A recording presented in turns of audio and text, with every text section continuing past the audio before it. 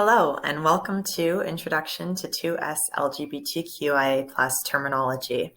This video is brought to you by the Rainbow Diversity Institute, a company that does education on equity, diversity, and inclusion topics like this and many others.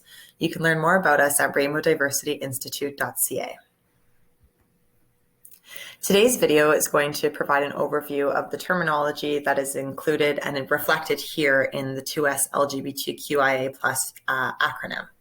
So you've probably seen this acronym before, and you've likely seen variations of this acronym. And that's because the acronym to describe the 2SLGBTQIA+ community is displayed differently depending on the particular people that are being spoken to. So depending on the context that the acronym is being used in and the particular groups of people that you're trying to describe, you might use a variation that only includes some identities. And also because over time, the acronym has expanded and adjusted to recognize some of the groups within these communities that experience unique kinds of marginalization. And so you'll see in this case, the 2S at the beginning of the acronym forefronting TwoSpirit identity, which we're going to talk about now. So throughout this video, I'm going to walk you through each of the terms that is reflected in this acronym here. So 2S, the 2 and S at the beginning of the acronym is defined as TwoSpirit. So TwoSpirit is an Indigenous term for someone who is not straight and or cisgender. So TwoSpirit is an umbrella term that's used to capture a concept that exists in lots of different indigenous cultures and languages. And so its specific meaning is dependent on the Indigenous individual that you're talking about and the region or territory that they come from and or the nation that they belong to. So the L in the acronym stands for lesbian, and lesbian is defined as a woman whose enduring physical, romantic, spiritual, emotional, and or sexual attractions are to people of the same gender. Now, the term lesbian used to mean specifically woman loving woman or a woman whose attraction is to other women. But as we continue to understand that gender is not binary in the way that we used to think, and that people experience gender in a variety of ways, we see some of these identities, including lesbian, expanding to recognize the experiences of people whose gender identities don't necessarily fit neatly into women, but whose sexualities align with this kind of principle. So the G in this acronym is defined as gay. And gay is defined as a person whose enduring physical, romantic, spiritual, emotional, and or sexual attractions are to people of the same gender. And so this is regardless of the gender of the person that you're describing. And so gay is not specific to a gender, although historically it was used more to refer to men who were gay. Lots of women identify as gay, and lots of people who don't identify as men or women also identify as gay. So B stands for bisexual, which is a person who is emotionally, physically, spiritually, and or sexually attracted to people of more than one gender. Similarly to some of the other terms in this acronym, bisexual has seen a change over time. The bi in bisexual, that prefix there actually means two. And so historically, bisexual referred to the idea of being attracted to what was then considered both men and women, two genders. But as we continue to recognize that gender doesn't actually fit neatly into that binary, bisexual has also adapted to recognize that you can have attraction to people of more than one gender and not specifically two genders.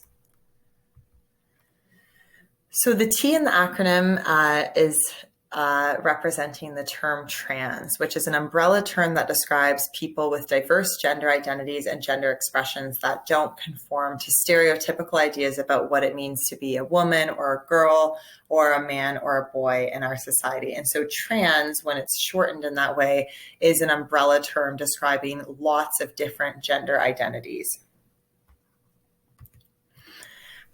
So trans identities include people whose gender identity is different from the gender that was associated with the sex they were assigned at birth. So it includes people who might transition from one gender to a different gender. And trans people may or may not undergo medically supportive treatments such as hormone therapy and a range of surgical operations to align their bodies with how they had internally experienced gender. But this is dependent on the person. And so it's definitely not a prerequisite or even the most common experience of being trans. So the Q in this acronym stands for queer, and the term queer is used as an umbrella term to describe people in the LGBTQ plus community. And different people in the community have different relationships with the term in terms of how they understand it and how they define it, and how they define their own sexuality and gender in relation to the term queer. So it really is an umbrella term to describe kind of an experience of gender and or sexuality that's outside of the norms of heterosexuality and cisgender identity. But it also has a history of being used in the pejorative. And so not everyone is comfortable with its use. And though some have reclaimed it, not everybody is comfortable with being described as queer. The I in this acronym is for intersex. So this is a term that's used to describe a person who's born with a combination of what we typically regard as male and female sex characteristics. So this can include chromosomes, hormones, genitals, genes, and secondary sex characteristics, or some combination of those elements. And for many or most, being intersex is not a gender identity or a sexual orientation specifically. And folks who are intersex can identify as any gender identity or sexual orientation. The A in the acronym stands for asexual, which refers to a person who experiences little or no sexual attraction. And then most variations of this acronym, regardless of how the letters are ordered, include some kind of plus sign at the end, which points to the many identities that aren't explicitly named in the acronym or the variation of the acronym that you're looking at. So in this case, I'll give the example of pansexual, which is a very common sexual orientation in the LGBTQ plus community, but often is not included in the representation of the acronym. And so including the plus is great to make sure that we are not leaving anybody out. So thank you for joining me today for this introduction to 2SLGBTQIA plus terminology. And thanks for your efforts towards being more inclusive to the queer and trans community.